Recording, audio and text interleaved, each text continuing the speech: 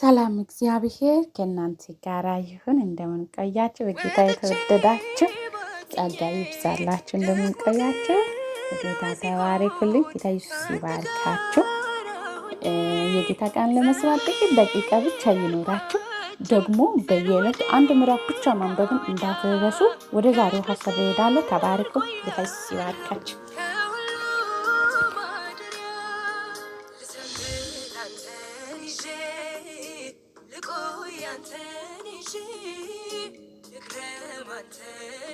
የጭንቅ ሰዓት ጸሎት። እግዚአብሔር ሆይ በቁጣ አትገሥጸኝ፣ በመዓትም አትተወኝ። ፍላጻዎችም ወግቶኛል፣ እጅህም ተጭናለች። ከቁጣ የተነሳ ሰውነቴ ጤና አጥቷል።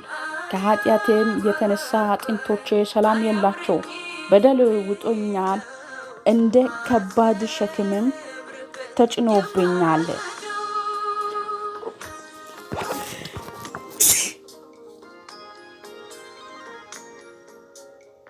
ከእንዝላልነትም የተነሳ ቁስሌ ሸሽቷል።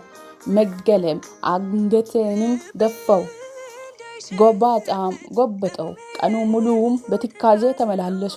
ወገቤ እንደ እሳት ነዷል፣ ሰውነቴ ጤና የለውም። እጅግም ዝያለሁ፣ ፈጽሞ ደቅቄአለሁ። ከልቤ ውካታ የተነሳ ጮኻል። ጌታ ሆይ ምኞቴ ሁሉ በፊት ግልጽ ነው። ጭንቀቴም ካንተ የተሰወረ አይደለም። ልቤ በኃይሉ ይመታል፣ ጉልበቴ ክዶኛል፣ የዓይኔ ብርሃንም ጠፍቶኛል። ከቁስሌም የተነሳ ወዳጆቼ ባልንጀሮቼም ሸሹ፣ ጎረቤቶቼም ከኔ ርቆ ቆሙ። ሕይወቴን ለማጥፋት የሚሹ ወጥመድም ዘረጉብኝ።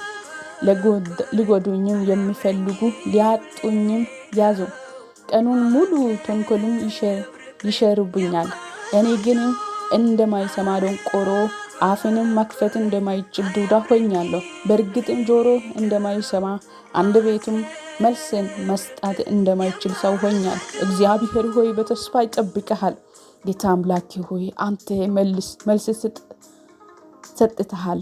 እኔም ጠላቶች በእኔ ላይ ደስ አይበላቸው፣ እግሬም ሲንሸራተት በላይ አይኩራሩብኝ ብያለሁ። ልወድቅም ተቃርቤአለሁ፣ ከስቃዬም ከቶ አልተላቀቅሁም። በደሌም እናዘዛለሁ፣ ኃጢአቴንም አውካኛለች። ብርቱዎቹም ጠላቶች ብዙ ናቸው፣ ያለ ምክንያት የሚጠሉኝ ስፍራ ቁጥር የላቸውም። መልካምን ስለተከታተለው በጎ ፈንታ ክፉን የሚመልሱልኝ ጠሉ። እግዚአብሔር ሆይ አትተወኛ፣ አምላኬ ሆይ ከኔ አትራቅ። ጌታ መድኃኒቴ ሆይ እኔን ለማርዳት ፍጠን። አሜን። ተስፋ በቆረጥንበት እግዚአብሔር ያብርታ። ጸጋ ይብዛላችሁ። ተባረኩ።